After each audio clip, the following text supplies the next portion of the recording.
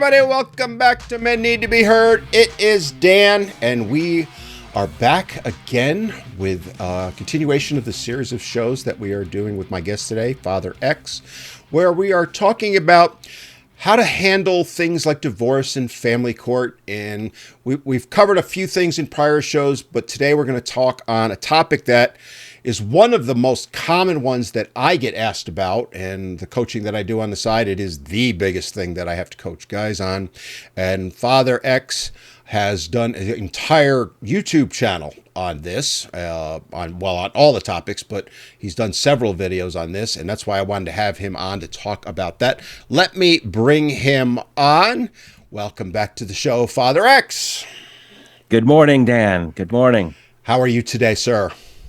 Awesome. Life is good. Life is good. So just to let everybody know, as I have in the prior shows, Father X uses an avatar. That's why he looks so handsome on the show. And he's got a full head of hair while I don't.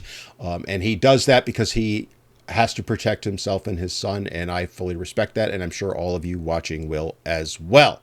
There, I see that I did that little disclaimer real quick. How was that? Yes. I love the other disclaimer of, oh, by the way, we're not lawyers. Yeah. Oh, good one. Yeah. I was going to get to that in a little bit, but yes, we are not lawyers. We'll say it right up front. We are not giving legal advice. We are just sharing our experiences and letting people know things that we've done as people who've represented ourselves in court and things we've observed in other cases. And maybe you can take a little bit from it and help yourself in your court case. Father X, why don't we just start out with you talking a little bit about who you are, your channel, and why you do what you do. So I am Father X. I was a victim of domestic violence and at the hands of my girlfriend, and we had a child together. And when he was 1 year old, I had to move out of the house because she was just too violent to live with. And she instantly went to court, asked for a restraining order against me, asked for primary custody of our son. And the court gave her everything she wanted without bothering to figure out what reality was. And then we went into a 40-month journey through family court, fighting for custody. And I was not giving up because I knew it was better for our son to live with me. And I testified for 28 hours on the stand over the course of 3 years. And finally, I got custody of my son when he was 4 years old. But I saw how broken the system was. And because of that, I knew I had to do something to expose this, to tell other people what really happens in court. And I do that now through my YouTube channel, youtube.com/@FatherX2022, because the ultimate goal is that there's a whole bunch of children that have two parents that separated, and we need to do what's best for that child. And the answer is not to have a court system that turns off its brain, rubber stamps the mother for custody, and makes the dad an alternate weekend dad. We need much more intelligent thought on what's best for kids. So I help dads figure that out and figure out how to advocate for themselves as parents. Because if you don't, the courts will just steamroll you. As we both have found out and successfully overcome. And just quickly to note that if you want more details on Father X's story, go check out the prior episodes we've done. Links are down below. And if you want to go to his channel, you can see right behind his head. I'm going to throw you back up as a thing. You'll see right above his head there, it has the link to his channel, and that will also be down below. So it's very easy for you guys to go check it out, and I highly encourage you to, because you've done, I think, 11 different series now on various things. Yes. I think we're up to 11, and I haven't watched all of them yet, but I think I'm 3/4 of the way through. I was working my way through the 8th one. Now I'm blanking totally on what that was. The 8th one was mediation. Mediation, right? That's it. No, thank you. The other day. So really well done on that, by the way. But today we're going to focus on one of the things you've covered before, which is dealing with a custody battle. And as I said a little while ago, hands down, top 3 issues that I get contacted about. Can you help me to navigate my way through?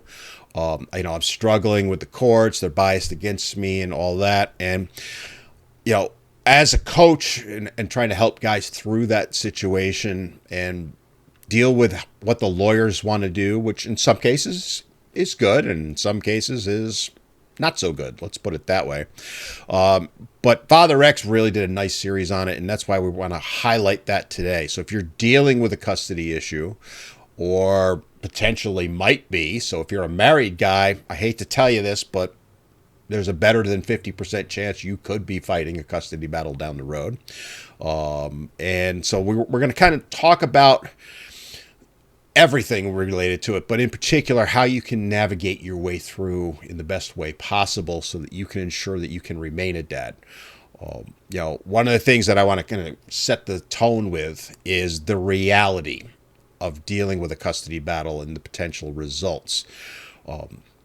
I remember a study being done about 20 years ago, and in the state of New York, which is where I was at the time, fathers got sole custody less than 5% of the time. I think it was closer to 3. And that is sad when you think about it, because there's many great dads out there, but the bias against them is so strong. We were talking off air, Father X. You said it's pretty much the same now. Yes, you can.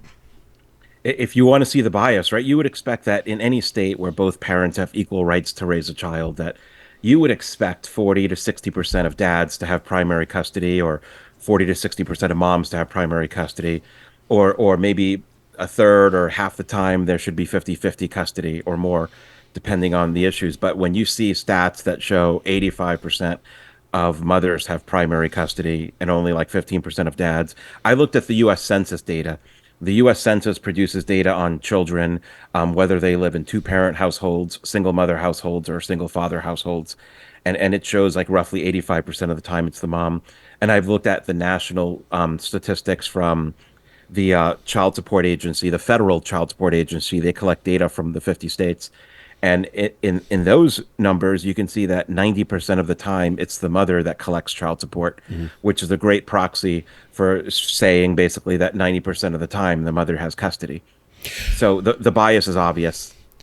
It's blatant. One thing I think we should kind of define right off the bat here, what the different levels of custody are. There is sole custody, which means one parent has all of the decision-making power, essentially. And then there is joint custody, which means that both parents have decision-making power. How did I get there? Power. But one parent is named as the primary. So can you talk a little bit about the difference between that and how it's applied in the courts? Yeah, because a lot of people use a lot of these terms interchangeably, like especially joint custody. A lot of people say I have joint custody, and they think that's a good thing. To me, it's kind of a meaningless word. I look at it as there's two different types of custody. One is legal custody, who makes decisions, and the second one is residential custody. Where does a child live? So with residential custody, the child has to live somewhere, and it's got to be with one or the other parent, generally, right? So, it's very quantifiable. There's 365 nights a year. How many nights does a child sleep at the father's place? How many nights does a child sleep at the mother's place? If one parent has 365 nights a year, they have sole custody, and the other parent just doesn't have the child. Um, in terms of joint custody, well, if the child sleeps at your home and lives with you 12 nights a year, that's joint custody. If the child lives at your home 350 nights a year, that's joint custody, right? So what 50-50 custody is, you take all nights of the year and divide them equally. So out of 14 days and 2 weeks, it's 7 nights and 7 nights. That's true 50-50 residential custody. Or in a 4 week period, 28 days, it's 14 days each, right? If out of 28 days, the child lives with one parent 18 days and the other one 10, then somebody has primary. You have primary custody when you get more than 50% of the nights with the child, right? So the key measures are, do you have primary custody or do you have exactly 50-50? And sole custody is an extreme thing where one parent basically is out. And then in terms of legal custody, a lot of times the courts use the term joint legal decision making. And when I was going through the process and I read what that was, I thought it was such a joke and it was so dumb. It was so meaningless, because they were throwing around the idea that the mother in my case would have primary custody and not me for no legitimate reason, but I could get joint legal custody. And I thought, well, what does that get me? It means that there's three topics you get to decide on joint legal custody. It's educational decisions, medical decisions, and religious decisions. Well, religion doesn't matter for many people. So we'll set that one aside. But for medical decisions, well, the doctor's making most of the decisions. It matters if your child has a significant illness, Hmm. God forbid, and you want a lot of input into that. But generally, it doesn't matter because the doctor makes common sense decisions. And education. Think about education. So I decide where the child goes to kindergarten or where my son would go to junior high school, and that's it. Three decisions in 18 years. So legal custody to me was a sham of a gift from family court to make you think that you are actively involved in the child's life. Residential custody is the real thing. Residential custody, your kid wakes up and you make them an omelet instead of pancakes, and you decide to watch cartoons or TV shows together, or you go to the park together. I mean, that's real parenting, right? That's real life. Right.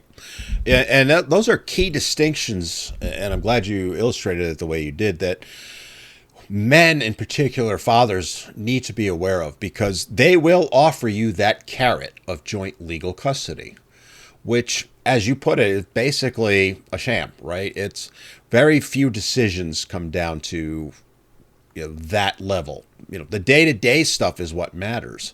When you have joint legal custody, yeah, you have input on things like education and medical, and that's important. We're not trying to say that it's not, but they present it as, well, see, you're an equal parent, when the reality is anything different. One of the arguments that I've long fought for, and I know you're an advocate for, is equal shared parenting as the starting point. I don't agree, like many guys will say, it has to be exactly 50-50, and they want to calculate it literally down to the minute. That's not realistic in every case. There are cases that can be done. But you start there and work your way out, right? You start with 50-50 and come out. The current paradigm in virtually every state now is you start with 100 to one parent, 0 with the other, and come in. And it generally falls at Mm-hmm. 85-15, the standard order as it's known, which, by the way, Mm-hmm. is based on nothing. It was a judge literally made it up one time back in the, I think, late 70s, and it became the de facto standard for visitation, which is every other weekend and one night a week. I call it the pizza date.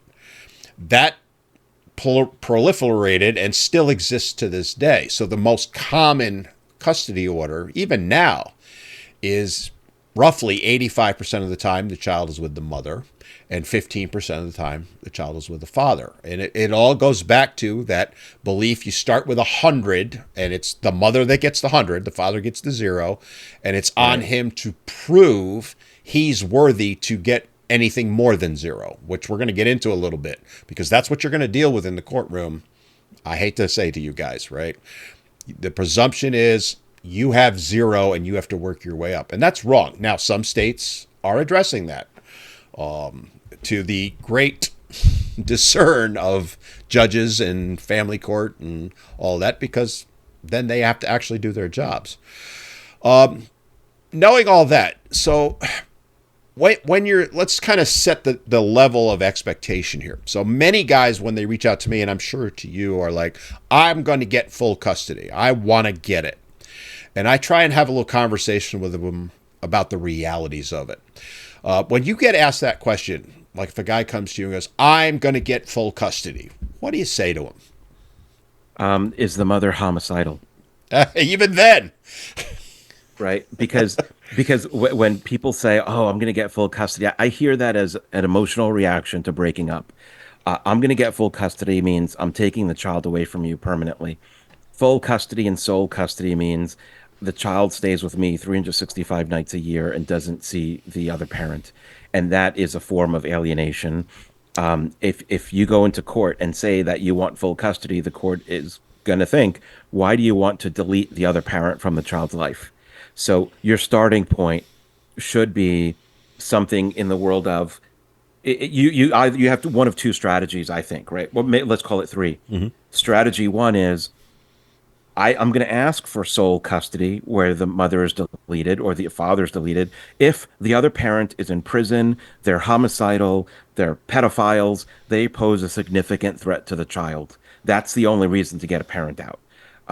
Secondly, then if you're not doing that, then your strategy is one of two things. I want 50-50 custody with the other parent because we're both equally good parents and we can work together, which means that you have to prove that you are equally good parents and you can work together by your actions, by your mutual actions.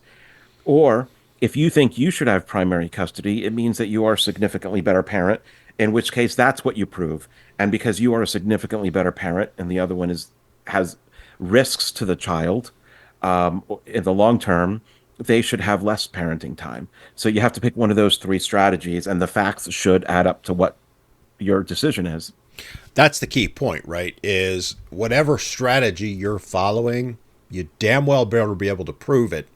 And as a dad in family court, it's supposed to be in family court preponderance of the evidence.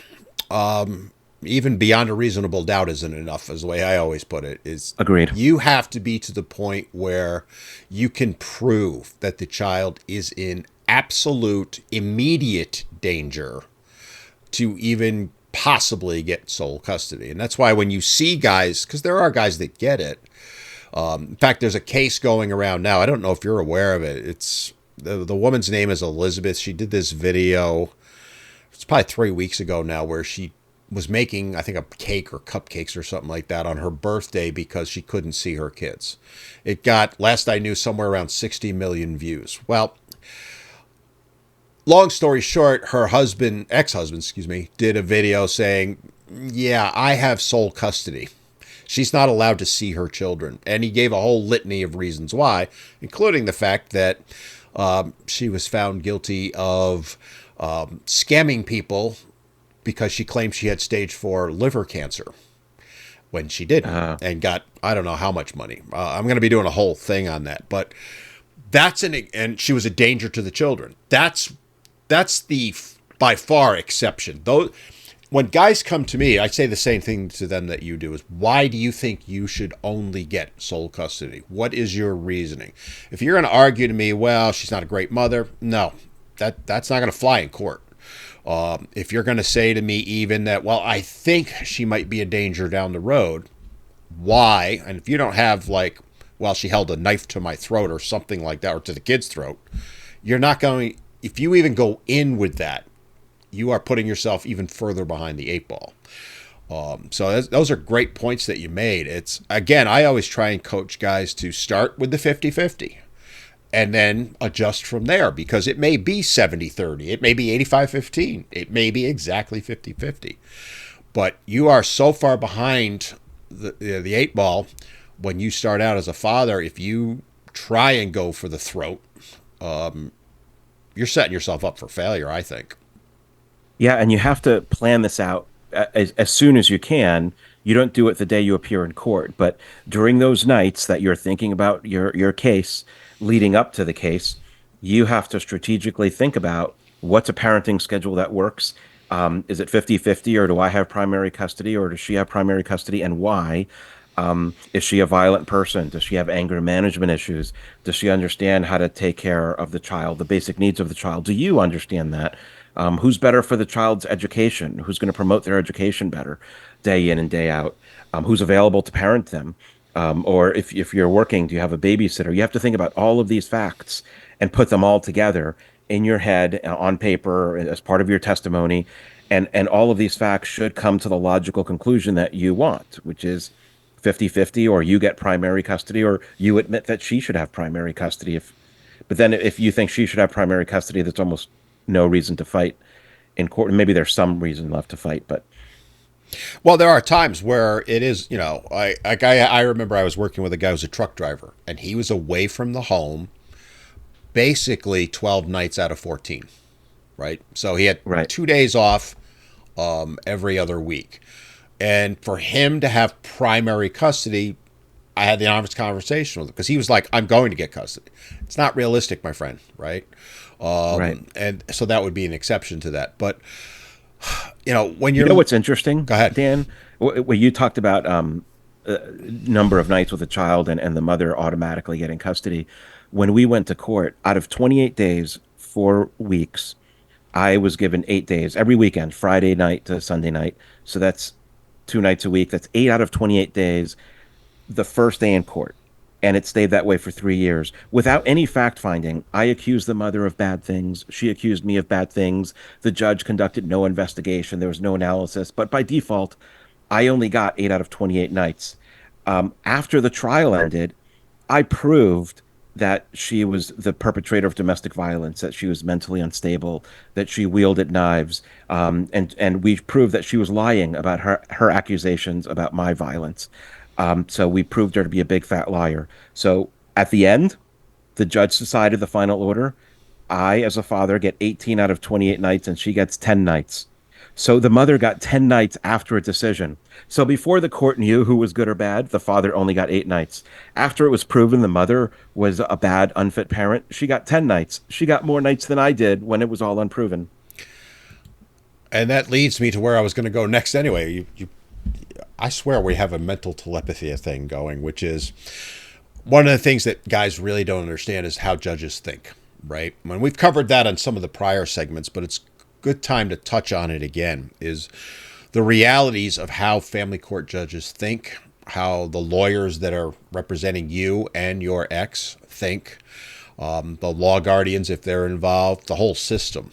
So can you speak a little bit about that? I know we've covered it before, but speak a little bit about the realities of how these judges actually think. And when I say judges, I mean the whole system. um, they don't think. Thank you. And yeah, after having been through the family court system, I've never known any organization in more desperate need of major overhaul, and major management consulting work to fix everything wrong with them. But I coined the phrase "the best interests of the judge" in my video I series. remember that. We all talk. You think you go to court for the best interest of the child, but when you walk into any arena in life, and especially family court, you have to take stock of the people around you. Who's in this arena? What do they want? What are their strengths? What are their weaknesses? What are they doing here? What's their goal? Are they going to help me or hurt me? Well, if you stop and think about the best interest of the judge, which came clear to me after just a few months, what's best for the judge? Number one, they have a case docket that might be 100 people at a time, 100 cases at a time. There's 220 working days a year, Monday through Fridays. Judges probably go through 5,000 cases a year. There might be 10 a day, right? And so the best thing for a judge is to get through their case docket quickly. They want to get things out. So how do you do that? How do you execute that if you're in that position? Well, you rubber stamp the mother for custody and then hope that the two parents agree that that's fine and then move on. And then it's over. It's gone. It leaves your docket. So that's what's one factor against you as a father. Secondly, if you are the kind of judge that's gender biased, who just assumes that by default the mother must be a better parent, then it's in your best interest to promote your marketing slogan that mothers are better parents. So you just give the mother custody, and then the mother gets custody, and you fulfilled your, call it, feminist agenda. So that's another thing that some judges are thinking. The third one is, if I want to get through my case docket, I don't want to ask too many questions. I don't want to get complicated. I don't want people start talking about, I just want to rubber stamp the mother. I don't want anybody talking about how she's a knife wielding lunatic or homicidal or violent, because that undermines my ability to just rubber stamp her for custody. So I want to go as fast as possible and dedicate little time to this. And another thing that I'm thinking of as a judge is there's something called child support, and the federal government has contracts with the states and the counties that basically says the federal government will pay them to run a child support system. They pay hourly rates for all of the work that's done by the child support magistrates, the judges, the bailiffs, the court people, paying for courtrooms. States make a lot of money. The more money states rake in on child support, the more money they get from the federal government. And the federal government gives bonuses to the states based on how much money they collect. So it's in the best interest of the judge, if there's two parents, to give custody to the parent who would pay less in child support. So the other parent now has to pay more. So it's a definite economic incentive for the courts. to give custody not to the working father. And a key point on that also, with as far as the finances goes, judges' retirement funding. A lot of it comes through the child support Title 4D stuff. So you need to keep that in mind when you're walking into the courtroom as a dad, because that's what you're up against, right? Father X said it brilliantly. This is what we face as dads. And you need to be prepared for that as you're preparing your case, because that's a lot of bias. Everything you mentioned is 100% true, but it's also what I've seen in every case when I've walked in a courtroom.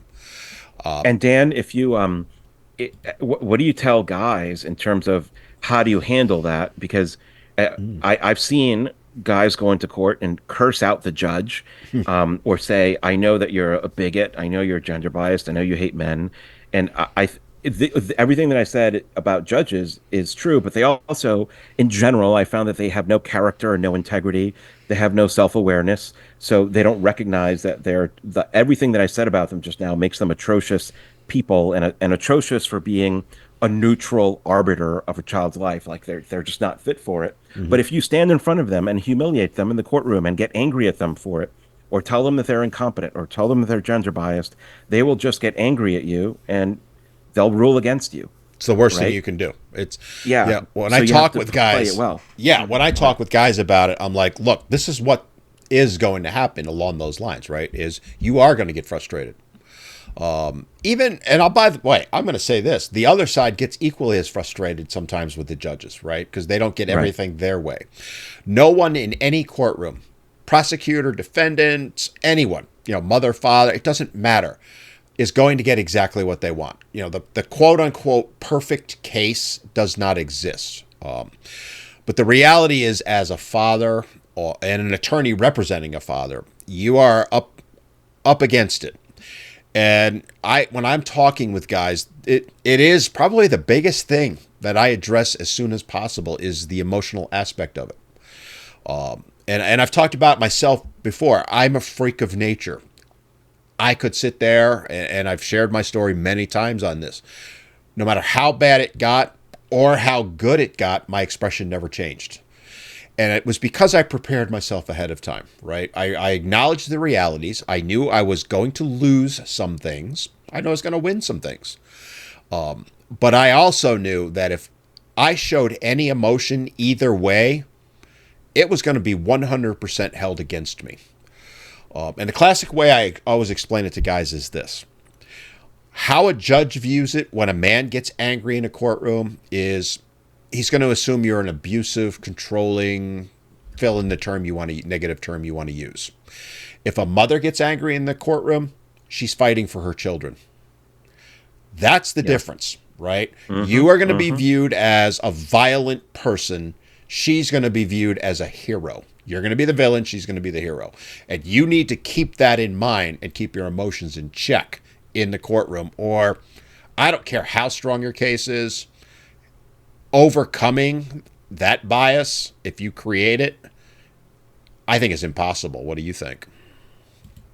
Yeah, I think there's a whole bunch of stereotypes that the judge will have against you, and you can't prove them true. Yeah. Or, well, the hard part is you're trying to prove a negative also, right? That you're Yes, not something. that's true. Yeah. And you have to, right? That the other thing to keep in mind with the judges is you have to prove you're a good dad. She does not have to prove she's a good mom. It's presumed she is. And you talked about in your case and many other cases that we've discussed prior and even today, even when you prove she's not a good mother, they're still going to do everything they can to maximize her ability to raise the children, whether it be giving her full custody or primary custody, or giving her more time than you got, for example, in your case, when it was the other way around. That's the reality, and you have to deal with that emotionally. And that's the biggest thing I deal with when I'm coaching guys, is getting them to understand that, because they want to go in believing that the courts are going to be fair. Although most guys, I think, know now that it's not so fair. But they also believe if I just show my case, if I show the judge I'm a good dad and she's a bad mom, I'm going to win. No, my friend, you're not. The reality is you're probably not. Right. And I think one thing that I try to teach guys, and tell me your thoughts on this, Dan, is guys get frustrated because they go to court the first time and they are ignored. That they don't get anything, right? The mother gets everything. They go to court a second time and the same thing happens. They go to court a third time, the same thing happens, and they get frustrated. And the judge doesn't want to hear anything I say. So I try to teach, like, from my case, and it's not always like this, but from my case, we had a year and a half of pre-trial stuff where we would go to court once a month and talk about legal nonsense. And regardless of anything that we said about why I should have equal custody just to start, let alone primary custody, the judge just ignored me. And the judge would say, "Well, I'm not going to change custody. I'm not This is not a fact-finding hearing today. We're going to go to trial later, and after trial, we will make a decision." So the first pre-trial set of hearings is just rubber stamping the mother, no intelligent thought. But then when you actually get to a trial, which I hope is more than 1 hour for you, that's when you can lay out all of your arguments as to why you're a good father, why you should have 50-50 custody, or why you should have primary custody. That's your time to speak on the record and introduce evidence. And that's your major shot at overturning the judge's bias and proving that you should have primary custody. Well, there's a reason why that all happens. And they'll claim it's, there's legal things for it. No, it's designed to do one of two things: wear you down emotionally and mentally to the point you give up, or divest you of any money so that you can continue to fight, right? Because Right. pretrial motions, going into the courtroom for just stupid procedural stuff that costs several $100s at best, thousands potentially, right? Yeah. I've talked about my lawyer was $400 an hour in the 90s and early 2000s. She's probably up around 1,000 an hour now, right? People think this is something else we need to really have an honest conversation with about custody. People think that you're just going to pay the lawyer a certain amount. They're going to go in the courtroom, represent you, and it's going to be a blanket amount. If they say, I need a retainer of $15,000, let's say. Oh, all right. Well, it's just going to be $15,000. Oh, no, my friend. That's the start, right? Right. Every phone call, every email, every letter that you send to them, they're charging you. My lawyer was 6-minute increments. So first 6 minutes was whatever 400 divided by 6 was. The next 6, and so on. And if it was 1 minute out of 6, you were getting charged for 6. So, a 2-minute phone call was $50. I don't remember the exact number, but let's round it to that, right? A 2-minute phone call. Sending her an email to say, hey, we have court Tuesday. Is there anything I need to do? Something as simple as that. She's going to charge you for 6 minutes. Or he. That's the reality of it. So they know that. So going in for a pretrial motion, which might be 5-10 minutes in front of the judge at most, you're going to pay for about 3 to 4 hours, right? Travel time is included, the time you're waiting. So if the judge is backlogged, this is what happened to me one time. So we were supposed to be in court at like 9:30. That was our scheduled time. We didn't get in until like 11:45. So my attorney was sitting there for two and a half hours, roughly, on the clock with me, doing nothing. I had to pay for her to be there because at any point we could have been called in. That's the reality. So they know with all these pretrial motions, they're just extracting money from you. Exactly. And by the way, your ex.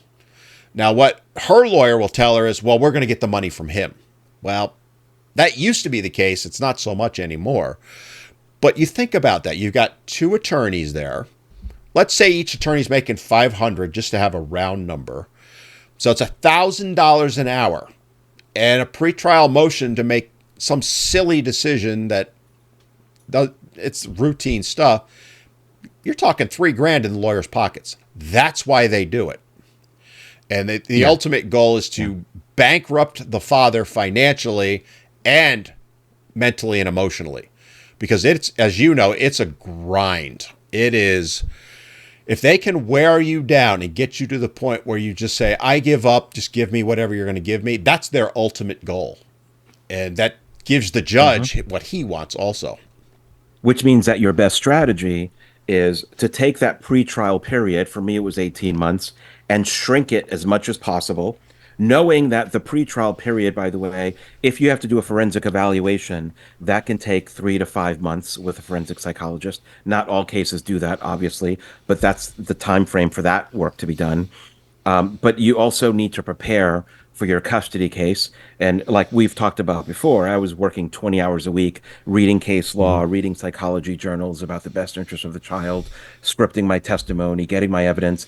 So if we have a trial tomorrow, I will not be ready. So there's some amount of time that I need to work really hard. And maybe that's 2 or 3 months, maybe it's 4 months, so that when I go to trial, I can present a masterpiece of a case, because you have to present a masterpiece. You can't go in there and wing it. And also, if the mother gets primary custody on day one and the trial is 18 months later, that gives the judge every excuse to say, hey, look, the mom's had primary custody for 18 months. Everything is fine. So we'll just keep it that way. Even though there's no evidence of what would have happened if the father had had primary custody during that time, or what would have happened if they had 50-50 custody during that time. Right. So you need to shrink the amount of time that the mother has primary custody, because the longer it goes, the easier it is for a judge to just say, let's just leave it the way it is. Yep. That is another goal, right? Is if they can drag it out, they'll use that. And I've seen it, I don't know how many times. They tried it in my case. Well, the kids have been with her for 2 years. Why would we want to upset the apple cart, right? And again, nothing's been talked about. She wasn't the worst mother. She wasn't a great mother, but she wasn't the worst mother. But let's say she was. All that time, those children are with her. You think that's not affecting the child, potentially, right? What if she is a horrible mother? Exactly. I mean, that child is damaged. It's bad enough for a child to go through divorce. When you have a really difficult situation, what it does to the children is horrifying, and they never recover from it. And I say that as a child of divorce, okay? But when you have the added, they've been with her for 2 years, why are we going to change it when everything's fine? When the reality is it may not have been. And even when you prove it, they're like, well, it's not that bad. Because I've seen that also. Right. It's all designed to break the father. And unfortunately, as we're filming this, it's June, it's Men's Mental Health Month. And I just want to insert this real quick. I was just reading about the suicide statistics. And it's roughly a little over 100 men a day commit suicide, which is terrible. It's a tragedy. Roughly 40 to 50% of that is fathers going through a divorce or / family court. Wow. Let that sink in for a moment, folks. That means 40 to 50 men a day, every single day, are killing themselves because of what they're dealing with in family court. And yet, everybody That's half thinks, the cases. Half the cases. Yeah. I mean, you got to let that, when I talked to a politician about it just this week, they're like, what? That can't be true. Here's the stats. Okay, my friend. Yeah. Here's the reality. And it's because family court is designed to break fathers. Mentally, physically, emotionally, financially, at every level. And unfortunately, they do in many cases. Right? And you say it's designed to, right? Which is interesting, because I don't know if you've ever seen the design documents, but it's easy to infer an organization's strategy based on their behaviors and actions compared to their alternate behaviors and actions that they could take if they wanted to, right? So the mere fact that family court continues to do what it does, even though it's obviously morally wrong, bad for children, it tells you that they're doing it on purpose and intentionally. Oh, absolutely. And then the argument you'll get from politicians is, but that's not how the law is written. And you want to know what? It's not. The law is perfectly neutral if you go and read it. Correct. It's how it's put in practice. So legislators have given themselves cover by that, and they use it all the time. When I lobbied in New York, now that I'm lobbying in North Carolina, I was talking with someone from South Carolina not too long ago. They all are like, but the law is neutral. You're right, it is. I agree with you 100%. It's how it's put in practice. It speaks to exactly what you're talking about. So we've kind of laid the groundwork, Father X. I want to kind of walk through a typical custody case in general. One thing, caveat we want to put in here is we're not going to talk about specific law or any of that because every state is a little bit different. Custody law generally across the country is pretty much the same, but there are exceptions. We're just talking in general. Again, we're not giving you legal advice, so you need to learn the laws in your state and all that. But I want to kind of walk through preparing for a case as a father. You know, what are the primary things that we need to start out with? How's it going to go through? How you're going to go through the process in the courtroom, and then ultimately how to win. So let's start out with, you know, you've separated and you're preparing your case because you've already touched on this a little bit. You've talked about the things to think about, but what do you actually need to do? So at some point, you will have to stand in front of a judge and testify.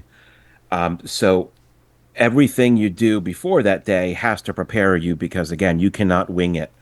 Some people like to say, oh, I'm just going to show up and tell my story. That's a terrible strategy, to be honest. First, you have to learn what the written law is. And each state is a little bit different, but the laws around the best interest of the child are extremely common across the country and across many countries like Australia, England, other European countries, Canada. They talk about the same concepts, right? Because kids are the same all over the world. Like, who's better to educate the child, and is one parent mentally ill? So make sure you understand what those best interest factors are. And secondly, you have to read appellate court decisions in your state. I highly recommend that because nobody else does. And if you do that, you would kind of be like, imagine a hundred Roman soldiers fighting on a battlefield, but with swords and shields, and you show up with an Apache helicopter and machine guns, right? When you study your case law, that's how you appear in the courtroom, and you can fly over the judge, the lawyers, and everybody. So I highly recommend reading case law. And I did a episode 10 on that, on how to get that from Google Scholar, because Google Scholar, which is different than Google Search, Google Scholar gives you case laws for your state, and you learn how the higher courts make child custody decisions and how they're supposed to be made. So you can tell how your judge is actively hiding from the law or ignoring the law or getting the law wrong. And you can be the expert in the law in your courtroom. And then once you figure out what the law is, now you know what it takes to prove that you are the parent that should have 50-50 or primary custody. And then you go back into the facts. What do the facts in my case prove? You do that on your own, in your living room. Write it all down in Microsoft Word and Excel. Write down all your notes so that you can get your story together. Like, which one of us is better at educating our child? What have I done? What has she done? What's my theory on parenting? What's hers? In terms of the basic needs of the child, what have I done to feed our child and change his diapers? What has she done? Based on that, who's a better parent? Who's better at taking care of the child's medical needs? Well, what have I done? What has she done? Because past behavior is the best predictor of future behavior. Right? So you have to lay out all of that detail for yourself to get it straight in your head, so that, because the next step is now you have to explain it to an extremely uninformed third party called the judge. And you have to make your story strong enough so that it'll withstand cross-examination by the mother's lawyer. And a key point I want to make that you touched on brilliantly is this. Guys will sit and go, what do you mean I have to write down like how many times I changed a diaper? Well, you do need to write it down because that is going to be something that is going to be crucial to your case. It may seem like an insignificant thing, but you got to understand, her attorney is going to paint you as you've never changed a diaper. And you're going to sit there and go, well, Your Honor, I've changed diapers. To a judge, that's nothing. Saying to a judge, well, Your Honor, I changed, the diapers every night before bed and blah, blah, details is what I'm saying. That adds to your credibility, right? Taking care of the children, like feeding them, well, I fed the child dinner every night because she was at work. So I did the following to prepare meals and all that. Does that mean you're going to use all of that in court? Maybe, maybe not. But the fact that you have it notated, written down, allows you, because the problem is going to be, when we talked about emotion earlier, when you're in a courtroom, your emotions are going to be off the charts. You're going to be nervous And I hate Mm-hmm. guys Mm-hmm. say to me all the time, I'm not going to be nervous. Well, as Terminator like as I was emotionally, trust me, I was nervous. All right. I didn't Yes, show agreed. it, but trust me, I was nervous. And you will forget things, little things that could be absolutely crucial to your case. So you want to document all of that and have it with you. And I've shared the story before where when I was on the stand giving testimony, I was able to get my notes, my diary, if you will. That, and her attorney did everything they could to prevent me from having it. But the judge allowed it, and my credibility skyrocketed because I said, well, they would ask a question. I'm like, well, let me check my notes real quick. And here, dates, times, everything. That means to a judge, okay, this one's done his homework. He's trying to prove it. His credibility is worth more to me now. And that's what you're up against. Hey fans, I just wanted to take a quick break from the show to remind you just how much we here at Men Need to Be Heard truly appreciate and value your support. And we'd like to ask you to do us a little favor. Could you take a moment and give us that like and share this video with your friends? And hey, don't forget to give us a comment and let us know how we're doing. Your feedback means the world to us, and it helps us to continue bringing great guests and even more content each and every week. And don't forget to subscribe to the channel so you never miss an episode. It's the best way to stay up to date with all of our latest discussions, interviews, and deep dives, as well as it helps the channel to grow so that we can continue to raise even more awareness on the issues men and boys face in today's modern society. So hit that subscribe button and become part of the Men Need to Be Heard community. All right, that's it for now. Back to the show. His credibility is worth more to me now. And that's what you're up against. And how many pages of notes did you have? It's off to the side here. I have one box. Box. But Father X, I have an entire storage bin of my legal documents. My children are in their 30s. I'm still keeping them. May I ever need them again? Probably not. There are boxes and boxes. Yeah. I have the floppy disks, this is how long ago it was, that I saved them on, the zip drive disks. But I also have the hard copies. And I also have most of that stuff stored out on a Google Drive because you never know, right? If a fire ever happened, Right. You don't want to lose that stuff.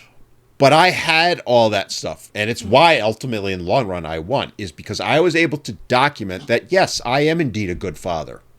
And people will look at me and when I'm talking to them, like if I'm on a Zoom call with them or something like that and go, you're crazy. I don't need to do all that. I just need to tell my story. Just telling your story is a guaranteed way to lose. Yeah, and the story has to be intentional to prove the best interest factors. You're not just telling Exactly. stories for the sake of telling stories. There's a purpose to them, and you made a great point about changing diapers. So, the underlying social dynamic that I saw in court is that if the mother says, "Oh, our son was like 1, 2, 3 years old during this process," so at an infant's age, their needs are different than teenagers. So you talk about changing diapers, and if the mother says, I took care of our child, everybody just assumes, oh, yeah, it must be fine. But if the father says, I changed diapers too, well, who's listening to that? A judge that's probably gender biased and who assumes that fathers don't change diapers. Fathers go to work and mothers stay at home and change all the diapers and fathers ignore it. And there are these stereotypes that are inside the judge's head that the judge will not speak about or say out loud necessarily. Sometimes they do, but you don't know what's in there. The only thing you know is that the judge is rubber stamping the mother for custody, but they're not telling you why. So you don't know what incorrect process or thought is inside of this judge's head. And you can't extract it to say, please tell me what you're thinking about that's illogical and wrong so I can tell you why it's illogical and wrong. So I took the shotgun approach to those kinds of like bigoted thoughts by the judge because I knew the judge was gender biased by her actions, but I didn't know what she was believed in. Mm-hmm. So when I testified about changing diapers, I didn't just say that I was a stay-at-home dad for 6 months of my son's life or 7 months, as soon as he was born, and I changed diapers every day. So I specifically said, here's our standard schedule, Monday through Friday. Monday, on any weekday, the mother worked for from like 8 to 5. So at 6:30 a.m., she would wake up first. She would feed our son. She would change his diaper, and she would be gone by 7:30 or 8. At 8 a.m., I was with our son. I fed him at 9 and changed his diaper at 9 and hung out with him. And at noon, I changed his diaper and fed him and hung out with him all day and played and taught him the alphabet when he was like 1 year old. I would teach him how to pronounce A, B, C. And at 3 o'clock, I fed him again and diapered. At 6 o'clock, she would come home. And at that time, she would either feed him or change a diaper, and I would do the other one. And at 9 p.m., we were both home. So I would feed him or change a diaper, and she would do the other one. And at 2 a.m., because she was working, if he woke up, I would get up. The vast majority of the time, I was the one who got up at 2 a.m. So I gave a logical story of what happens in a routine day so that nobody has to believe the stereotype of, oh, the father must not have changed diapers, or I should just believe when he said he did, because there's a whole story around it that nobody in court can contradict because they didn't live with you. Right.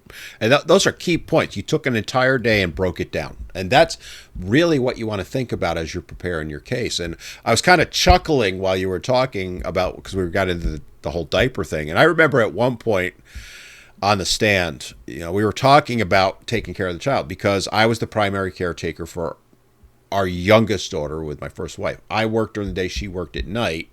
So at night, I was with all the children. We had 4 children together, but my youngest was a year old at the time when we first separated.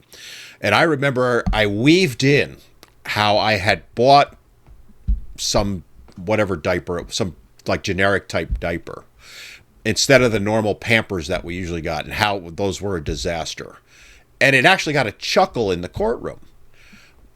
Trust me, that resonated, right? Yeah. When the judge is sitting in chambers later on making a decision, that probably was in his brain, consciously or subconsciously, like, well, if he not only is changing diapers, but he remembers an instance where he bought the wrong type or he didn't get a good quality one. That's what you need to think about, gentlemen. You're not going to go in and spew. There's got to be a reason for it. And I didn't, by the way, plan to do that or intentionally do it. It just kind of popped in my brain, and I said it in just a few sentences. But I know that resonated because I remember, looking at the court reporter who was sitting just off center from me, and she was giggling, because she'd been there. Every parent's been there. Yeah. It resonates. The only way, Dan, the only way you can talk about that specific thing is if you lived it. Exactly. Right? I can't walk into like a college physics class and start talking about black holes because I don't know crap about it. Right. Right. And it's obvious. Right. But when you start talking about getting the wrong diaper, now we know you're an expert because we've all been there, like you said.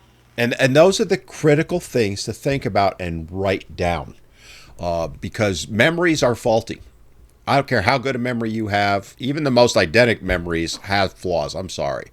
If you can write it down, document it, it's just helping your case. I want to kind of There's another one, Dan. Oh, go ahead. In terms of the basic needs, the medical needs, I testified about my involvement in our son's life, and before he was born, the mother and I went to see 3 pediatricians, and I testified. We saw pediatrician number 1, pediatrician number 2, and pediatrician number 3, and we decided on pediatrician number 3 because it was an office of pediatricians, not just one person. And so I testified how I was involved in interviewing them, and then how we would go to doctor's visits together. The vast majority of the time, the mother and I went together to take our son for his wellness checkups, for his vaccines. It was just 2 of us. All right, so then I'm being cross-examined. And I testified for 28 hours, which is like over the course of like 14 months, I testified 2 hours each time. My direct testimony was like the first 10 or 11 times. And then the last 2 or 3 times was cross-exam. And so what is the cross-examining lawyer's goal? Right? He wants to prove that my story about how I went to see the pediatrician, I interviewed pediatricians with the mother. He wants to prove that I was lying. He wants to prove that I wasn't actually involved, that I made it up. So he asked questions about it. And I saw right through it. It was so transparent. He asked me this question and said, the second pediatrician that you interviewed that you didn't go with, what was that person's address? Yep. And classic. Yeah.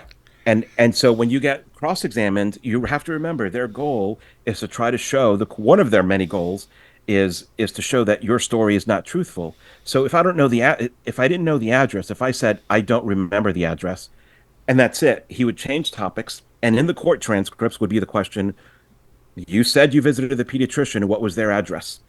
And I would say, I don't remember. And then in his conclusion, he would say, he said he saw the pediatrician, but he doesn't even know the address. He's lying. He's a Right, liar. right. Right. And that they ask that question so you can say, I don't remember that detail. And that's the conclusion that they draw in their closing statements. So I knew that that was a strategy because my entire strategy was to get the truth in the transcripts to prove certain points so that I could do the same thing in my closing statements. So what I did when he said, "What's the address of that pediatrician?" I didn't know what it was. I forgot. It was like 3 years before, and I said my answer was this. Oh, that guy. Let me think. I remember he was like, and I'll make up street names, right? I remember he was on Spring Street between Second Street and Fourth Street.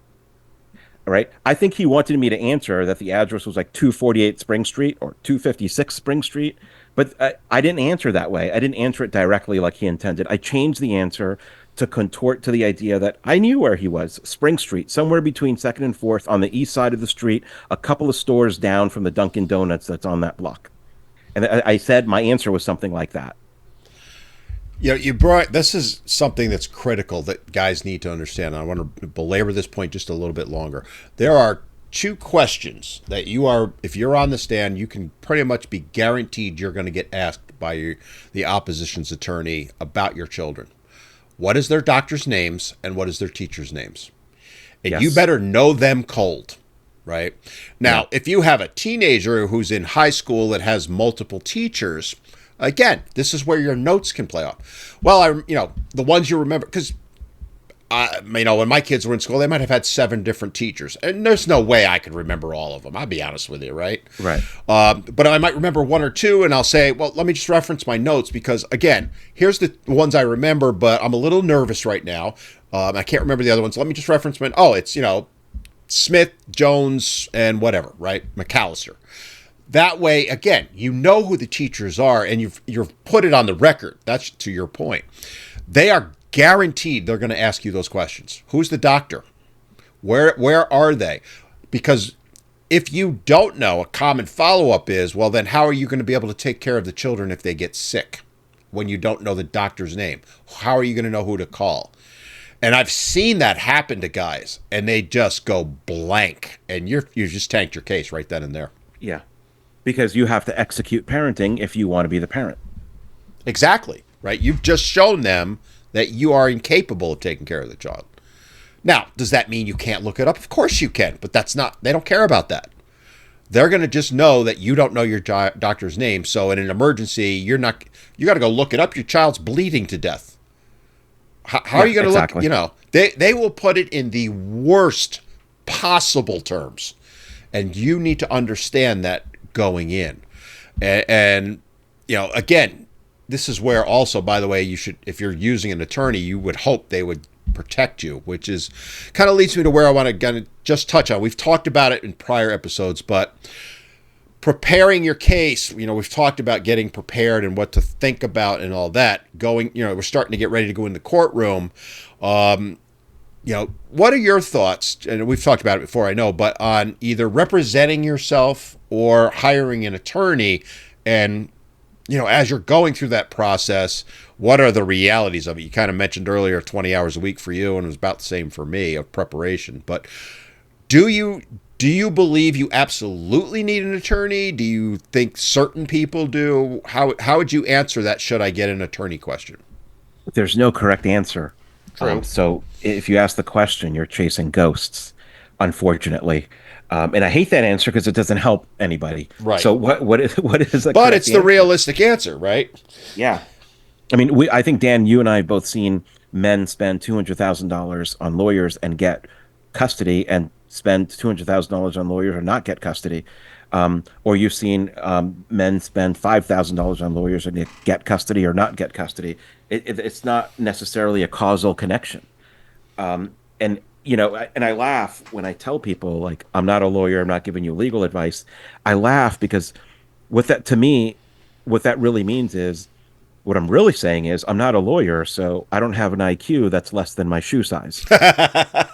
Right. And a lot of people think you have to be a lawyer to give advice.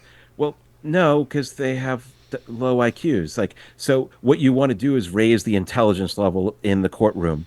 The way to win a custody case is to talk in detail about what's actually best for your child based on the facts of your case. Mhm. And I talk about it as increasing the intelligence level in the room because we already talked about how the judge's best interests is to get through the case docket and rubber stamp the mother.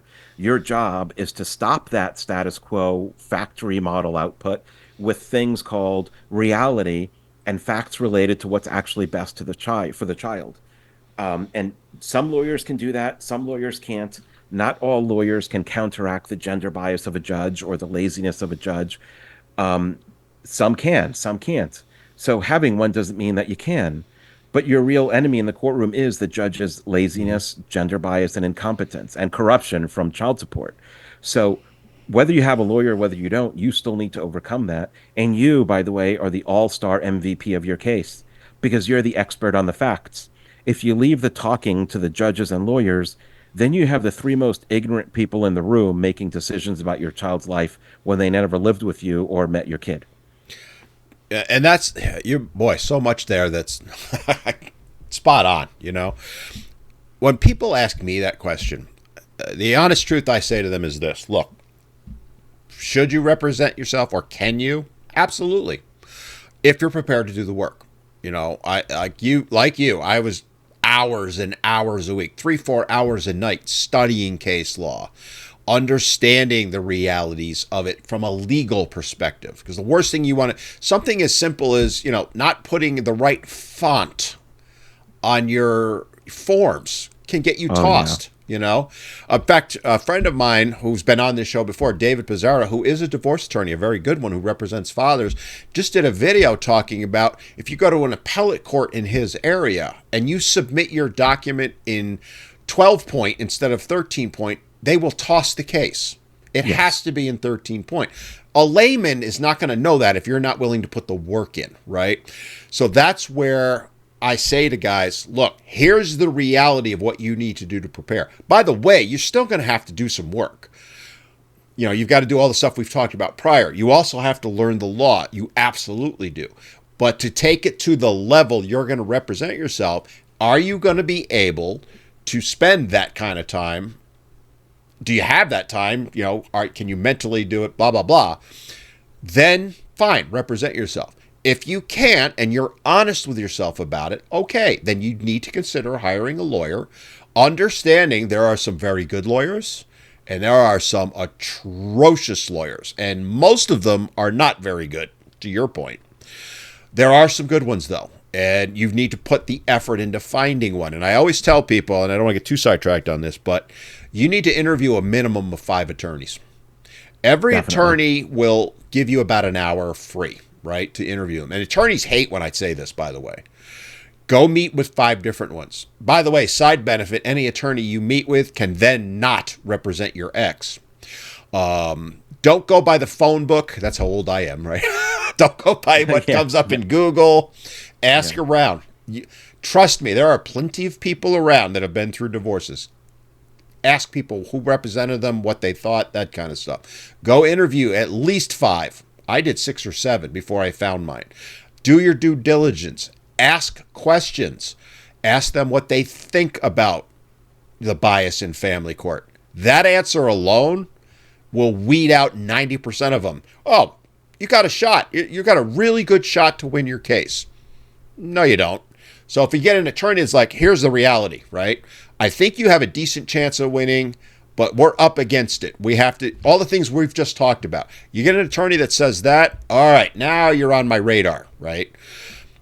There's no right or wrong here. You have to make the best decision for yourself.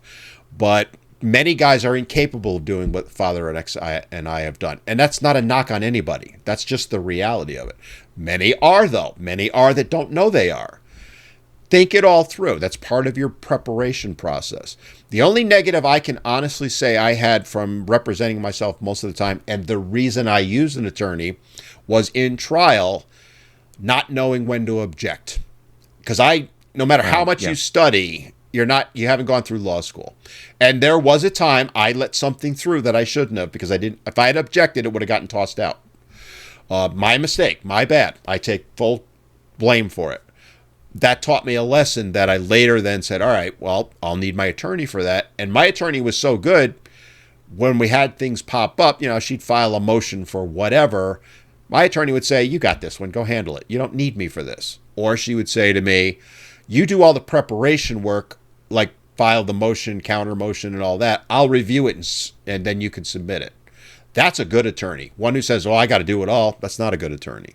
These are the things you need to think about, guys, because that's what's important. Did you learn the hearsay rules? Did you? I did. I did. But again, my process was over 10 years. I went in a naive little fool, right, at the beginning and made a ton of mistakes.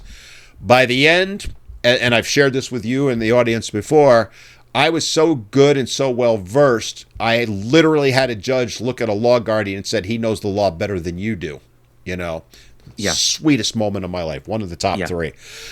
Yeah. But it was 10 years for me to get there. I didn't go to law school, but I schooled myself, right? But these are the realities for a guy going in, that the expectations and the realities you need to be aware of. More guys than not could handle it themselves. They just... And I respect, they may say, I just can't do it mentally. Fine. But a bad lawyer is more damaging than representing yourself, in my opinion. And I think a lot of guys can do it, and a lot of guys cannot. The thing is, you don't know which one you are until you do it. So I think it's great for people like me and you, with hindsight, to say things like, if you want to be good at this family court thing and represent yourself, go learn the hearsay rules in your state law, not federal hearsay rules, but your state's civil litigation hearsay rules of when you can quote other people that are not in the party. Like, you can't say, the doctor said, the mother was bad. Well, no, the doctor has to say that, right? You can't say that yourself, unless the doctor's dead, right? Or unless you're saying it to talk about your state of mind. The doctor said the mother was bad, therefore I operated under the presumption that the mother was bad. That's why I operated under that presumption, because the doctor told me. Right? So you have to understand the hearsay rules, because that will inform how you script your testimony so that you're not committing hearsay every 3 minutes. There's rules around introducing evidence and how do you lay foundation. You have to learn those rules. They're not rocket science, to be honest. No, they're not. That's the funny thing, right, Father X? It is not rocket science. It's actually pretty simple. I mean, it really is. But you have to take the time to learn them. Yeah, like if you're driving, right, from point A to point B, driving from point A to point B is extremely simple if you know the line to follow and where the destination is. Exactly. If you have no idea where you're going to go in circles for days, right? And by the way, I would argue, even if you have a lawyer, you need to study this stuff. Lawyers are human beings. Some of them are horrible, but some of them, even the good one, even the best. I had a great lawyer. But even I was like, because I always had a yellow legal pad in front of me, and I would jot notes. And there was times I caught things she missed, right? It wasn't because she was, a bad lawyer. It was, she's got so much on her brain. I got to do this, I got to do that she just simply missed it. But I had that note and I was giving it to her, and she would go, her trick was to tap it, right?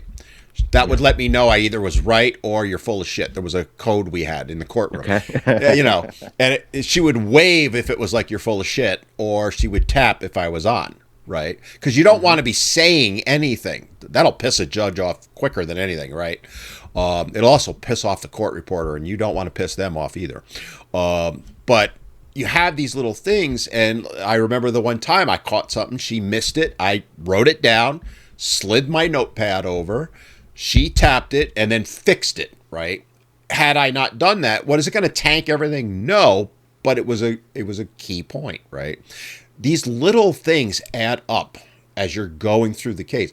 A custody case with everything that's against you, the devil is in the details for a father. And that's, if nothing else, that's what you need to take away from listening to this show, is you have to be, every I has to be dotted, every T has to be crossed for you to win. Otherwise, you're not going to win, right? Yeah. So let's talk about if you're the expert on your case, what you're talking about, Dan, crossing the T's and dotting the I's. I remember a conversation where we had the forensic evaluator do her process between January to June, roughly. And like a year later, somebody in court, the courtroom was the judge, me and my lawyer, the mother and her lawyer. Somebody asked a question about the forensic process and what happened last January, like a year later. And the judge looked at the court clerk and said, can we get the transcript from that day or tell us what happened that day? It was, when was it? We don't even know when it was. And the mother's lawyer didn't know when it was either. And everybody was confused, the Hmm. lawyers and the judge. And I said, hi, everybody, into the microphone. And I said, just to be clear, last year, January 21st, we were in this courtroom and we decided XYZ with regard to the forensic evaluator, and the judge said ABC. And then we came back February 18th and we decided this and this, and the judge said that. The mother argued this, and we counter argued that. Then, March 18th, we were back in court and the judge decided this because we said this and the mother said that. And everybody is looking at me, and I'm just reciting all of this from memory. I'm not reading notes because I lived it. I was there. Right. Everything that's happening is I was so in tune with everything. Nobody else was, right? They all have 1,000 other cases.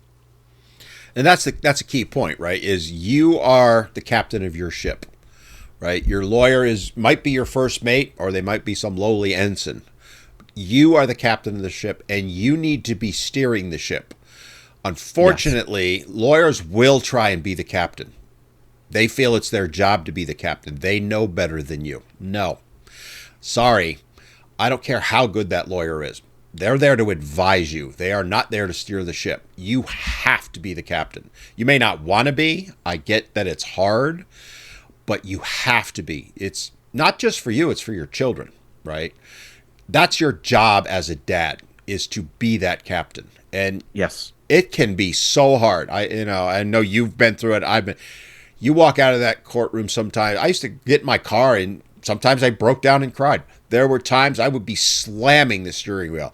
There were times I would just sit there. One time I remember sitting for 45 minutes after in the parking lot, just trying to digest what had just happened, right? Yeah. There's no Yeah. right or wrong to what you're feeling, but I also could take solace in going, I was in control of my own destiny to the best of my ability, right? That's key points to keep in mind. I want to kind of move forward a little bit and talk about what it's like in the courtroom, right? So, we've talked about, let's assume for the sake of this argument that you don't have an attorney, you're representing yourself. I don't want to get too detailed on hearsay or but just in general, how does it work in the courtroom? It's all based on procedures, especially at the trial part. So generally, when the trial portion begins, weeks before that, you've already had pretrial meetings to determine what's the first day of trial. Does the father have witnesses? Does the mother have witnesses? Are we going to allow their desired witnesses?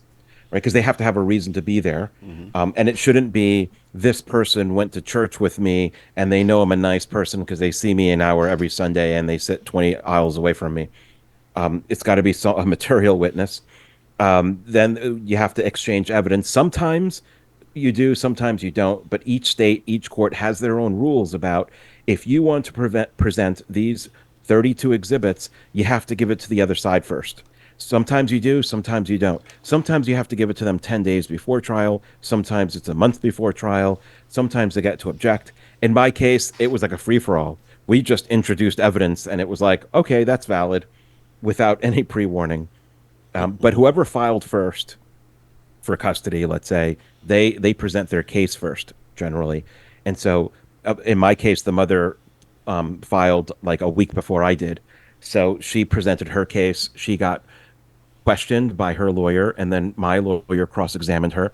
And then the mother's witnesses testified, and they got cross-examined by my lawyer. And then the mother finished her case after like 8 months or so. And then my case began. And in my case, I testified like 14 times. And in between, especially early, I had my witnesses testify and they were cross examined. And then I kept testifying. And then I was cross examined at the very end. And then when they finished cross examining me, like on 2 or 3 occasions, then it was over. And then we had to write our closing arguments. And I always say, write your closing arguments. It's better written than verbal because in verbal, they can shut you down or tell you to be quiet or give you a time limit and distract you or whatever. I much prefer writing down closing arguments. Mhm. Which is a summary of why you should have primary custody based on everything you just testified to, and then the judge makes a decision. Yeah, and a key point I want to add to that, what you were just saying, is, yeah, you were talking about who goes first and all that. One thing that I'll often hear from guys is she filed first. That's not a good thing. I actually think it is, right? I I agree. think going second gives you a huge advantage because she's now laid out, well, she or her attorney has now laid out their entire case before you've had to say a word. You Yes. now know their strategy. And it enables you to, as the respondent, right? She's the plaintiff, you're the respondent. You're now able to respond to that case far more effectively than the other way around. And, it's a question I've actually never asked the divorce attorney, and I'm going to now because I wonder what they would think. But my argument has always been you want to be the respondent. There are exceptions where you need to be, if the child's in danger, you damn well better be filing. But so many guys will come to me like just totally distressed and fretting that she filed first. And I'm like, oh, my friend, this is an advantage for you. Now, you could squander it, right? It can be a Right. disadvantage, but it allows you, they've now laid out everything because they will, right? And if they're calling you, abusive and all that, you now have the opportunity to prepare your defense. It's a civil court, but it's, for lack of a better term, it's a criminal case in many cases because they're going to allege things you need to refute. Yes. And if you have what they're alleging ahead of time, then it's easier to refute it than if you're the one going first and then you leave the door open and then they come back and claim you did this. Yes, you can respond to it, but it's not as effective in my opinion. So these are key things that a lot of guys struggle with. Like, well, damn it, she filed first. I'm going to lose for sure. No. The most effective cases I've seen for men, not everyone, but damn near most, like I'm trying to pick a number in my head, maybe 90% of the time, the guys that won were the respondent, not the plaintiff. And Dan, how many days was your trial? Two. So it was, well, I had multiples. The big Okay. ones. Yeah. Yeah. We were in and out of court so much. I was in court basically every month for 10 years. For every I mean, Uh, every stupid, he was an hour late picking up the kids. We need to adjust. She filed a motion to adjust custody. Shit like that. yeah. It was just never ending. But when it actually came down to it, it was only a couple of days, and it wasn't even full days, right? My case was a little different. At that point, the judge knew everything. I mean, I was and still am on a first name basis with him. I used to see him Hmm. at restaurants. Hey, Courtney, how you doing? Ah, hey, Dan, how's it going? When a judge knows you that well, they know the Yeah. case. Yeah. It only took him 10 years to figure shit out, but he did eventually figure it out. But again, it's what you got. These are things to think about as you're proceeding through is how do I get to that point where the judge knows me? Because when they do go to make the decision, they're going to be looking at the transcripts potentially. You got to remember, you presenting your trial, you may be the only case on the docket that day, but more than likely, you're going to be in and out. You may not have a full hour or two like you think. That's another thing I want to bring up. A lot of times, you're going to get 10 minutes to at least make your initial things. Yeah. Be prepared for that. The actual trial, that's a whole other ballgame, but you got to get there. You're not going to be given an hour to present your case day one. Not going to happen. You're going to get 5 to 10 minutes. And then go from there. But these are the things to think about. And then the other side of it, and something I want to really get into is once she's on, they're presenting their case. Once she's on the stand, you're going to have the opportunity to cross-examine her. And this is something that you talk quite eloquently about, and I want to get into. How's the approach on that? What are things to think about? How do you prepare for it? Stuff like that. Cross-examination is one of the hardest things that any lawyer can do in litigation. They don't even get it right. But let's talk about cross-examining her versus you being cross-examined. Let's have two totally different topics on that, right? Absolutely. So for cross-examining her, my lawyer gave me some interesting standard advice because, like, he was a litigator, and one of the general rules is you don't want to ask questions that you don't know the answer to. You don't want to ask open-ended questions where they could just start speaking in lots of sentences, just yes or no questions, because your yes or no questions will lead them down a certain path, and you don't want them to have a platform to go on and speak more about how much they're a victim. Let me give you an example. I've heard some guys say things like, "Oh, she lied. She said I punched her. Oh, I'm going to get her on the stand and I'm going to prove I didn't punch her, because she's lying and I know she's lying." Oh, really? You think that she's going to be on the stand and you're going to question her? And what's your question? Are you going to say, "You said I punched you, right?" "Yes, but I didn't. That's a lie, right?" What you think she's going to say? "Oh, yeah, that's a lie." Like, that's not how it works, No, it doesn't. right? There's no aha moments, right? My lawyer called it aha moments, like on TV. There aren't any aha moments. You're just doing building blocks. So the last thing you want to do is give them a chance to. You don't want to cross-examine them and say, "I didn't punch you, did I?" Then she can say, "Well, you did, and I was so scared, and you looked so angry, and I forgot to mention it in my testimony, but you had your fist waving in the air, and your eyebrows were like raised." And she can add to her testimony. The last thing you want is for her to Right. add on to her pity testimony and more fraud. One thing Hollywood does tend to get right is sticking to yes or no. Right. That's something you a lot like if you watch what's that? Oh, A Few Good Men. I was trying to think of the one. Right, Right. right. There's a lot of yes or no questions, and then there's that quote unquote aha.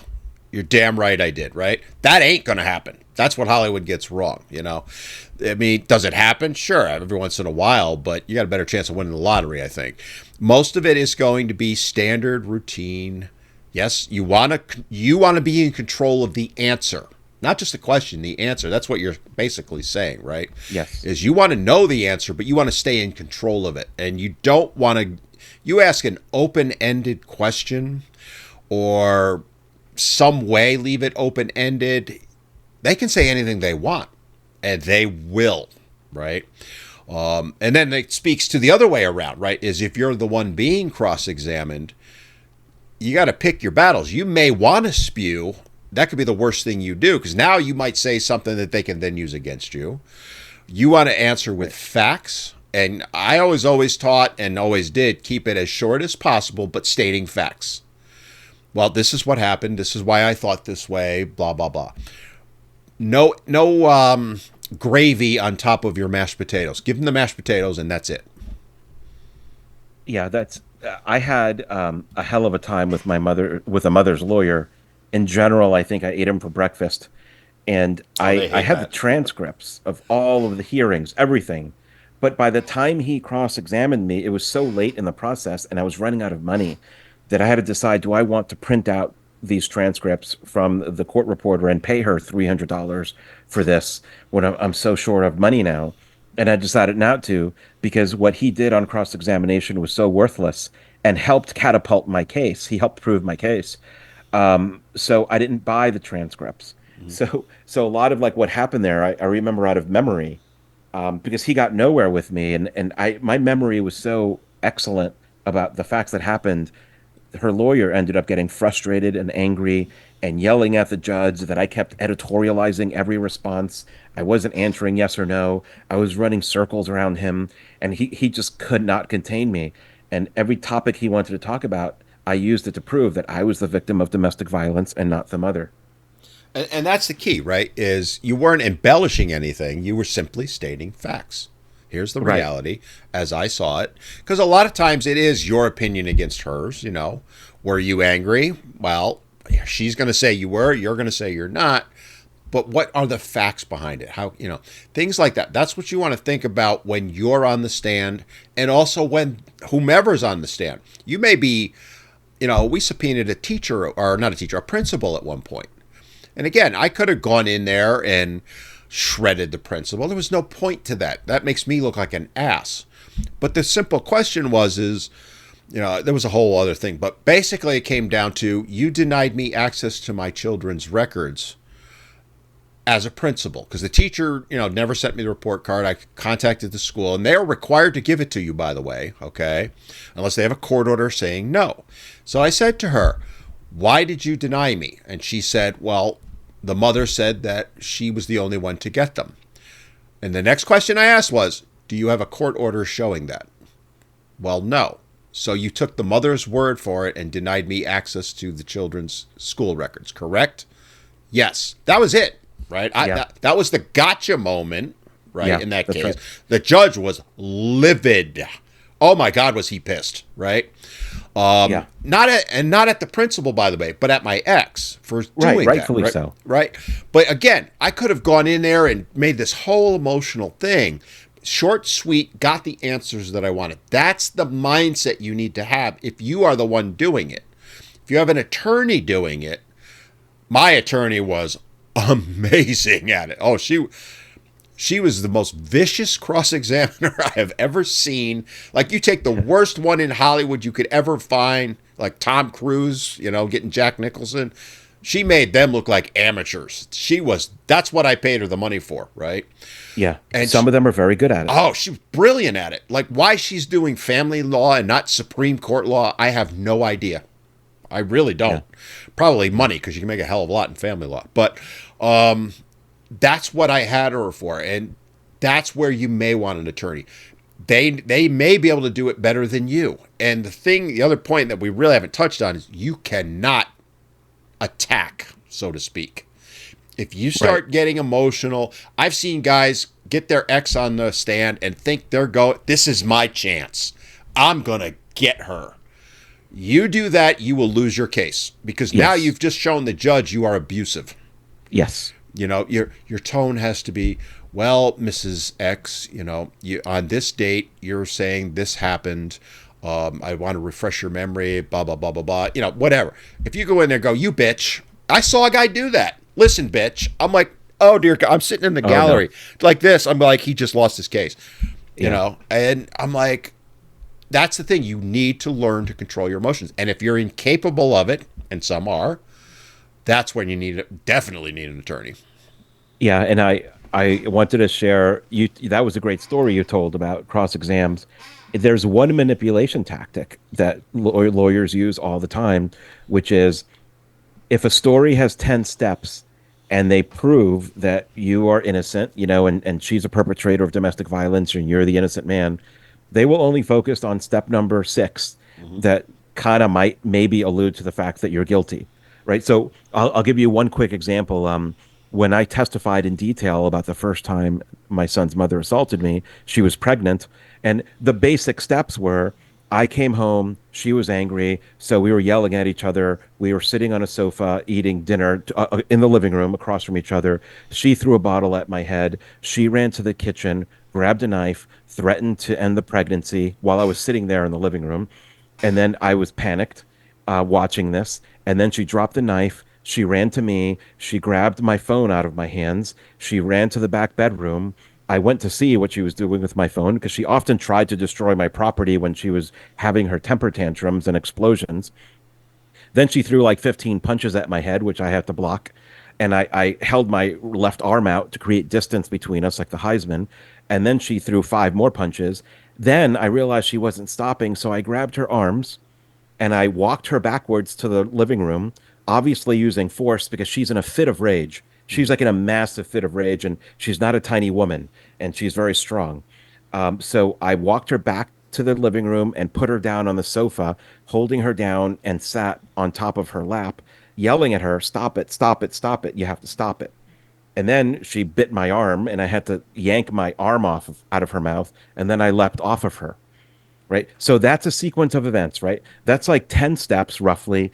And it shows how she assaulted me. I was the victim of domestic violence and I didn't assault her back. All right. So I told that whole story. I get cross-examined months later. And this is what the mother's lawyer says. In summary of all of that, he says, so you admit that you grabbed the mother when she was pregnant, grabbed her by the arms and pushed her down into the sofa. Trying to get it while on the she was record. pregnant. Yep. On the record. Yeah. Yep. And And so there's two paths here, right, Dan? This is why I want guys to prepare ahead of time, because in this instance, path number one is I say, yes, that happened. It's a yes or no question. They all want you to answer yes or no. So I could follow the standard court protocol, which is dumb, and say yes. And then on the record, he can then argue the father grabbed a pregnant wife, grabbed her by the arms, and pushed her down to the sofa and sat on top of her and held her down, And admitted right? to it. And admitted to it. Yep. So he's the abuser. So that was not my answer. I didn't do yes or no because that's dumb. So my answer was very nonchalantly, like recollecting from memory, I said, oh, I think you're talking about the time in August when she was pregnant, when she was assaulting me and threw 15 punches at my head. And in order to make her stop, I had to grab her by the arms and hold her down on the sofa. Yes, that's right. That happened on that occasion. Yes, that's right. And the other thing is too, then if they go back to the prior court record, the transcripts and so forth, you're mirroring your testimony. Yes. Adds to your credibility, right? You're not, Yes. because if people who lie, things will be different. People who are telling the truth is the truth. It's not going to change. So again, it goes down to credibility, and ultimately, the case is determined on the father's credibility. Mother is guaranteed to have credibility, no matter how bad Yeah. she is. A father's credibility is the ultimate determiner. And if you can show that you are I hate to put it this way, a good dad, even though you should assume you should be assumed to be a good one, but you have to prove you are. If you can show that and show it well enough, you do have a reasonable chance of winning. But these are key points. And one other thing I want to throw in real quick on testimony, a trick that I used. Even my lawyer didn't know I did this. Yeah. Was there was times they were coming at me, and I was getting a little emotional, and I knew it. And I just said, Your Honor, before I answer the question, because there was nothing there, can I just get like a bottle of water or a drink of water? Because my throat's getting a little. And the judge was like, sure. And then they had water available. But it gave me that 2-3 minutes, whatever it was, to calm down, right? Yeah. It was a little trick that I used. And then I'm like, ooh, I just learned something. And I kept using it here and there. You don't do it too often, right? Like not every Right. question, but take a sip of water, right? So they were coming at me because when they cross-examine, they're going to come at you hard. You need to be ready for that. And for the most part, I was like, yep, all right, and I would answer and all that. But every once in a while, or if I had to think for a second, I would just take my little cup of water, take a little sip, all right, and then answer. You don't want to go too long. It sounds ridiculous, but little things Yeah. like that can make all the difference. And if it keeps your emotions in check, which is the most vital thing for a father, it just advances your case. All right, That's a great example, because I learned a trick from one of my witnesses, who was my son's mother had a female roommate that they hated each other, and my son's mother assaulted her, tried to assault her, and I had to hold her back. So this woman was also a victim of my ex-girlfriend, and she came to testify in my behalf to talk about her experience with the mother, and she told her story, but the mother's lawyer cross-examined her and just butchered the entire story that she was trying to get at, and was asking questions about testimony this witness didn't say, trying to contort the testimony. And the mother's lawyer was just butchering everything and just trying to confuse the issue. And she got bored. And I asked her afterwards, how did you handle that? Like, what were you thinking? And she said, well, that lawyer was a total idiot. He didn't understand anything, and I just got bored. So I just sat there, like, knowing he was really boring. And I learned something that day. And before he ever cross-examined me, I thought, if I go in there and sit on the witness stand and make my brain be bored, I will not give off emotion. There you go. And I will give everybody in the courtroom the impression that everything this lawyer is talking about is dumb and silly and meaningless, because I'm so bored by him. So everybody should be bored by him. You're showing your disdain for him without showing your disdain for him, is the way to put it. Yeah. And you bring up something you kind of alluded to it, and I want to touch on real quick is, guys, if you're planning on, well, if you're going to family court, period, you need to go observe, right? First thing I tell other guys, once we get, here's emotionally how to prepare yourself, but as part of that, I want you to go sit in the gallery and family court cases are open to the public. They will close them occasionally, usually adoption cases or certain cases. They will close the courtroom, but otherwise they're public. You can go and observe. You just sit there, keep your mouth shut, don't show any emotions, don't do anything. But especially if she's got an attorney and you can observe that attorney in action, that can be a powerful weapon in your quiver, right? An arrow in your quiver. Go and observe. See how it is. See how the judge acts. That will teach you things. Sometimes you can't get in front of your judge. Where I was, there were two family court judges. I went and observed both of them. And these are things to help prepare you. Now you see how the courtroom works. You see how good things happen, right? If you get somebody like Father X or myself doing their case, all right, that's a good thing. I can see how to prepare. You see a guy blow up, that's also a good thing. You see what not to do. That can go a long way towards helping you win, controlling your emotions, and really controlling your nerves also. You're going to be nervous no matter what. Don't kid yourself. Anybody who says they're not nervous is lying through their teeth. But it can help alleviate some of that. We're getting short on time. I just what other tips would you have real quick, Father X, for specific to custody? We're going to do child support, guys, in the next segment, next show. But regarding custody, what else should fathers be aware of? So I'm doing an episode now, series 11, and it's multi-parts. Each one is like 15 or 20 minutes about the different best interest factors because it's such a commonly used term. But when I was in court, I realized the judge, the lawyers, the social workers from Child Protective Services, none of them actually understood what the best interest factors are or what's best for a child. Nobody actually had any intelligent thought whatsoever about who's the better parent for my son in terms of education, or should he grow up around his mother who has anger management problems? Do you even know to ask whether or not she has anger management problems? Their analysis was almost none. And so what I'm doing now is creating a series on each factor and what questions you have to ask and how you dive deeper into what each factor means for the child and how to prove you're the better parent or 50-50 parent. So I'm going through all of those details right now because I think if you learn that, you can fly far above the judge in the courtroom, kind of like flying around with an Apache helicopter and a Gatling gun over the Roman soldiers using swords and shields. And a key point I want to make to the audience that's listening is we're just gumming on the surface here, right? My goal for you guys is listening to this is you need to now go over to Father X's channel where he's got all the details. And you've got 11 different series. I think each series is 3-4 parts on average, somewhere in there. Yes. Yeah. So what we're trying to do here is basically lay the groundwork, the framework, but you need to take the next step and go over to Father X's channel because he gets far more detailed than we're going to get here or can get here, because there is some information that he does in his videos that can make or break your case. Honestly, they're brilliantly done, and I'm not saying that because he's standing in front of me. I'm saying it as someone who has advocated for fathers, who has been in the courtroom himself, who has gone with fathers to the courtroom.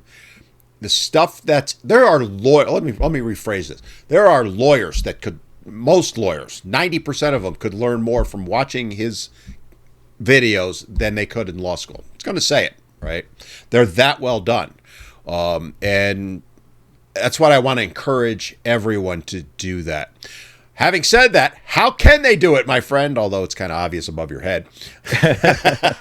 Yeah, I'm on youtube.com/@FatherX2022. That's the only platform I'm on right now, YouTube. I'll look to expand and reach more people in the future. But, I also have a day job as an executive at a company. So this isn't my only thing. I kind of do this, all the odd hours that I have available, try to put together videos, try to put together content. And what's funny, Dan, I've realized as I've done this, I've done over 33 total videos now, over 11 episodes. When I do my videos, I'm always thinking there's somebody out there, and I don't know him or her or the case, but he's the underdog in the custody case, and he has to produce a miracle in order to be treated like an equal human being in a courtroom. So my videos, in my mind, are designed to help you create that miracle. So I just always put that pressure on myself of is this the best possible work product to help somebody produce a miracle? Because the goal isn't just to talk for the sake of talking. At the end of the day, somebody has to hear this and be able to take action that will help them produce that miracle. And that's kind of the standard that I've realized I've been applying to this. And they're brilliantly done. And I want to also add real quick, they're entertaining as well. Right now, I freely admit I'm deeply invested into this subject matter, but for an average person, even if you're not dealing with family court, they are so educational. And I encourage anyone that's listening that maybe will never have to deal with family court to go watch those videos so that you have a better understanding of what the men around you are going to go through in a divorce. You know, people will say to me when I try and educate them on how bad the family court is, well, I don't have any kids. It's never going to affect me. Okay, granted. However, do you have a brother? Do you have a friend? Do you have a coworker? Do you have a aunt, uncle, or whatever? Any man in your life that could eventually be in family court. Well, yeah, so and so, my cousin Jeff is in family court right now. Well, if you want to understand what he's going through, go check out Father X's videos or listen to what I say on my channels, because we're going to educate you on the reality. And he, whoever he might be, might need your support. And if you have an idea of what he's going through, you're going to be better able to support him. I have had people say to me, "Oh, okay," and then start watching my videos because of it.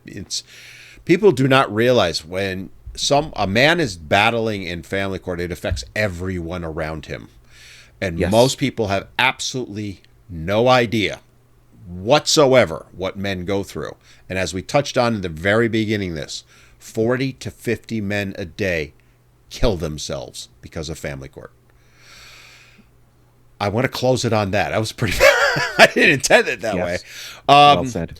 Any final quick thought, Father X, before we wrap it up?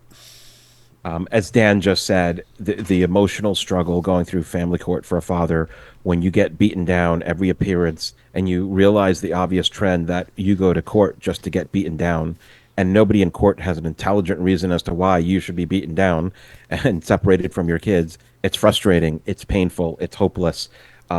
There's all of these negative emotions that you will endure. And for me, compartmentalizing my feelings, recognizing that I had all of this fear and hopelessness and anxiety and stress, along with the motivation to save my son from a future of being forced to live with a violent, knife-wielding, suicidal mother. I mean, I have the motivation to continue, so I hope you have that motivation too. And if you're feeling down, you're supposed to feel down. That's normal. That doesn't help to stop the feeling, but I hope you recognize that that's normal and just keep fighting. There's more energy inside of you than you realize. And if you can't do it for yourself, do it for your children. Father X, thank you so much. We are going to be wrapping this episode up, but there's another one yet to come where we're going to dive into child support. So links to everything will be down below in the show notes. Prior shows we've done together. As I said, I'm doing this as a series. Links to Father X's channel. They're all there. So go check it out down below. Father X, thank you again for your time and dedication to this whole cause. Thank you. All right, we're going to go ahead and wrap this episode up. Guys, as I said, all the things are down in the show notes. But hey, don't forget to give me that thumbs up. Give me that like. The algorithm is what it is. And the truth of the matter is it's not a big fan of the things that Father X and I talk about. So by you liking it, share this to other people, you help spread the word and educate more people about how they can get through family court as a father and maintain their rights as a parent, or how you as an individual who knows a man that's going through that can help support them. Supporting this channel helps to educate many, many, many people. So please do that. And hey, subscribe. New episode goes up every week, Sundays at 11 a.m. And I'm also live every Wednesday from 4 to 5:30 Eastern with my co-host Lindsay, aka Squirrely Girl, where we talk about various men's and boys issues. In fact, I have already invited Father X to join us on a future one. Those shows are live and you can interact, ask questions. We have a lot of fun and we tend to get attacked by the feminists when we do it, which makes it even more fun for us. On that note, y'all have a great week and we'll see you next time on Men Need to Be Heard.